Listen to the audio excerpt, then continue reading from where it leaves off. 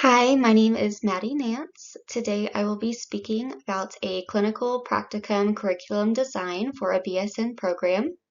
A little bit about me is that I graduated with my BSN in 2022 from McMurray University, and I am a neonatal intensive care unit registered nurse at Covenant Children's Hospital here in Lubbock, Texas, and I have been in my current position for about 3 years now.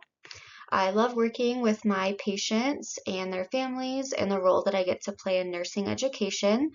And I hope to be graduating this next year with my MSN so that I can continue my passion in nursing education. On my first introduction slide, I will be reviewing my 3 learning objectives for my presentation. My first objective is explain the importance of implementing a clinical practicum curriculum design for a BSN program. My second learning objective is discuss the responsibilities of nursing faculty when implementing a clinical practicum curriculum design for a BSN program. And my last learning objective is understand the downfalls to failing to implement a successful practicum curriculum model for a BSN program. So on this first slide, we will be covering what is a clinical practicum curriculum design.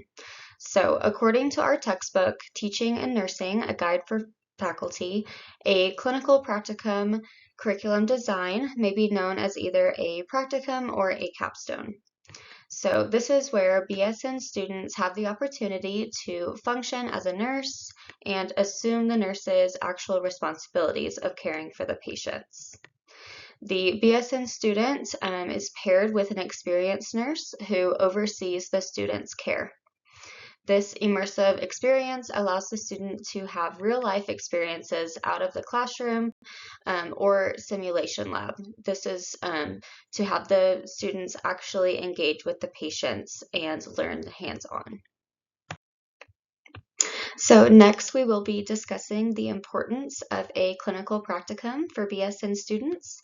So a clinical practicum curriculum design for a BSN program is essential as it can help ease the transition from a student nurse to a licensed nurse. To me, this is the first item that I feel is the most important, as students need to have a smooth transition into their careers as nurses in order to be successful. The second item that I find to be the most important regarding this topic would be a supportive environment. So it has been shown that a supportive environment is necessary for students to feel comfortable and confident in a real nursing setting. Lastly, my third important item regarding a clinical practicum would be the responsibilities that the students will gain. So with only classroom or simulation experiences alone, the students will not fully comprehend the full responsibilities and functions as the nurse and what this entails. Instead, this clinical practicum will showcase what the students will be responsible for.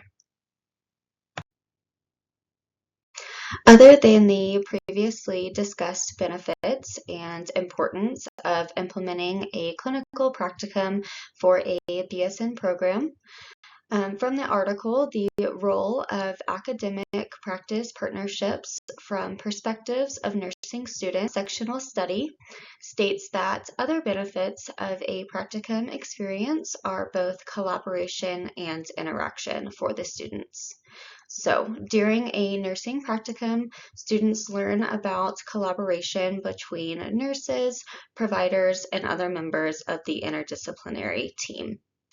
Here, students can learn the importance of teamwork in the nursing setting. With this, other benefits would be the interactions. So the students have the opportunity to actually engage with the patients they are caring for. This is where students will ultimately learn how to compassionately provide nursing care to their patients.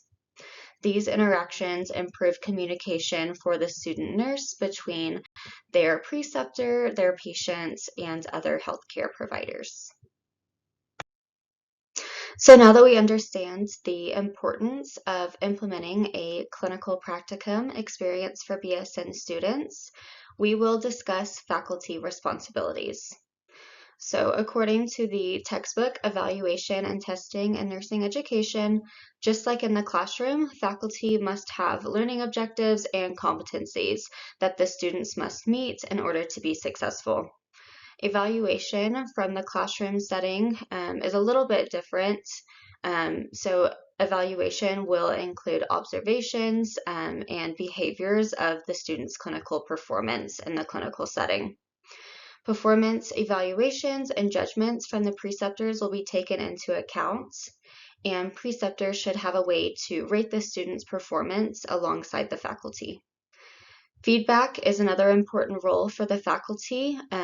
So feedback between both the student and the preceptor is important to ensure that the practicum experience is going smooth and that there are no concerns. The nurse educator must continually monitor the students and oversee their care for themselves because in the end, the student's grade and performance is the faculty's role. Continuing on to faculty responsibilities, the article Nurse Leader Perspectives on Precepting in a Graduate Nursing Administration Practicum discusses that a key part to a successful clinical practicum is finding experienced preceptors for the students. So what is a preceptor? A preceptor is an experienced nurse who acts as a role model for the students. So the preceptor is in charge with helping oversee the student's performance in nursing care alongside the faculty members. The overall goal of the preceptor is to help guide the student in their clinical practicum experience and help them to bridge the gap between their classroom knowledge and real-life patient care. The faculty must continue to follow up and communicate with the student and the preceptor to ensure that safe patient care is being performed and that there are no concerns. So next we will be discussing a nursing theory. The theory that I found relevant to my topic, a clinical practicum curriculum, was by Lazarus and Folkman and comes from the article Evaluation of Stress, Biopsychosocial Response, and Coping Strategies During the Practical Training and Nursing Students, a cross-sectional study. So this transactional theory of stress and coping describes how when a person experiences stress in their environment, it can lead to a feeling of harm or a threat. So after this primary appraisal period, the second appraisal period involves searching for a way to cope with the identified stressors. So to me, this theory was relevant because as students undergo the transition to becoming a nurse, they will initially experience many stressors.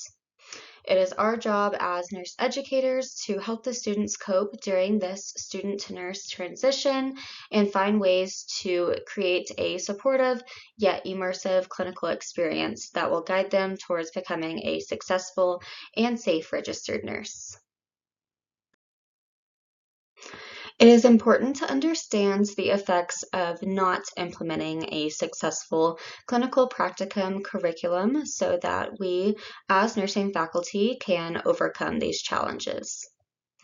So according to the article, Assessing Needs for Practical Training in Intensive Care Units to Enhance Nursing Education, a focus group interview. If a nursing practicum is not implemented, it affects the nursing field as a whole.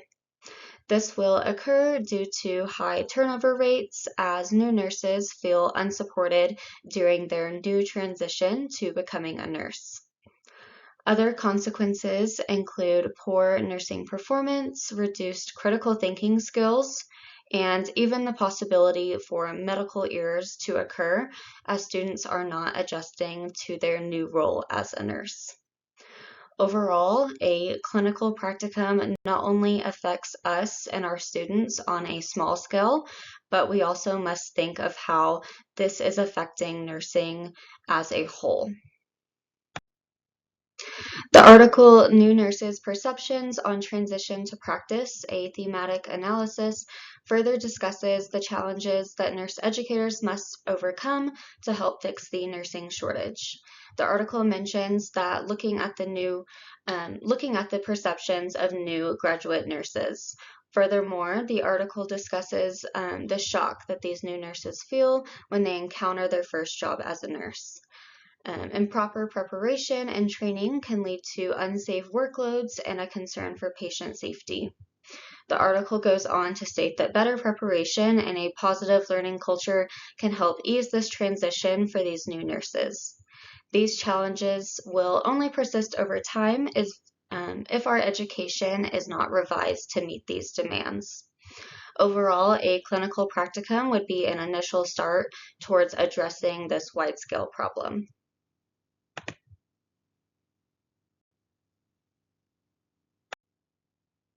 Next, I will be discussing my learning philosophy as a nurse.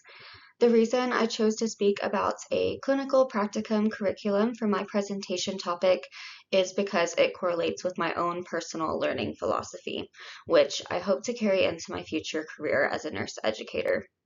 One key part of my learning philosophy is active learning.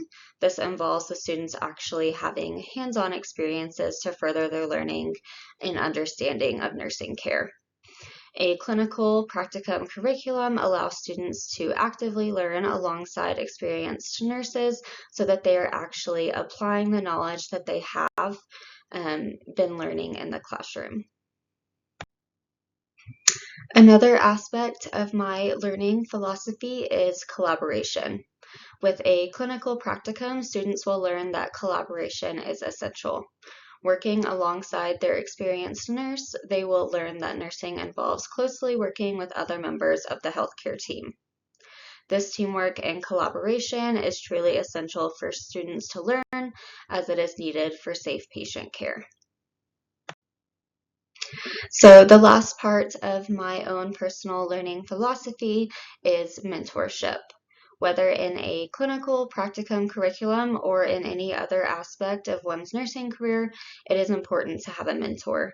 Mentors allow you to feel safe in your practice, and students need this clinical practicum opportunity so that they feel comfortable asking their peers or coworkers questions. Building a mentorship not only guarantees safe patient care, but also fosters a supportive learning environment for the students. All in all, today I hope that you learned the importance of implementing a clinical practicum curriculum for a BSN program.